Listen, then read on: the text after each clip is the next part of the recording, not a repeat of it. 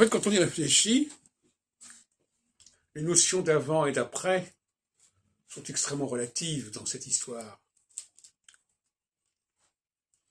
On est dans le processus cyclique, ce qui fait que l'équinoxialité précède la solsticialité ensuite débouche sur l'équinoxialité, etc., etc. Donc c'est un cercle. Donc est-ce qu'il est vraiment essentiel de préciser ce qui est au début et ce qui est à la fin, même si effectivement on peut imaginer que l'équinoxialité part des choses fondamentales. Les choses fondamentales précèdent les choses qui sont rajoutées. Mais paradoxalement, nous avons un autre paradoxe intéressant, c'est que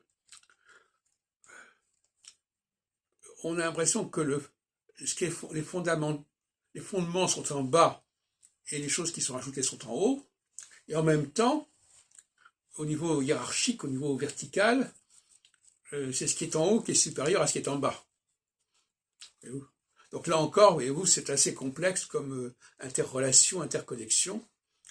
Le haut et le bas, l'avant et l'après, tout ça est extrêmement relatif. Il y a des choses comme elles sont.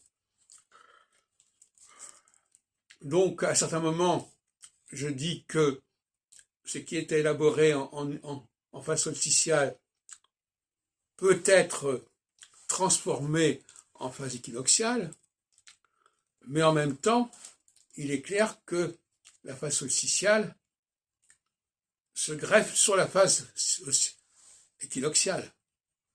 Et je rappelle encore une fois que ce qui caractérise la phase solsticiale, c'est quand même quelque part le plagiat, c'est quand même quelque part la trahison, c'est quand même un certain nombre de choses de ce genre, l'imitation aussi. Mais en même temps,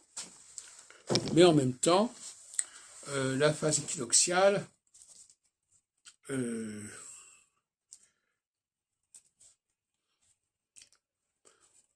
être considérée comme réalisant les velléités de la phase solsticiale, comme étant un mûrissement de la phase solsticiale.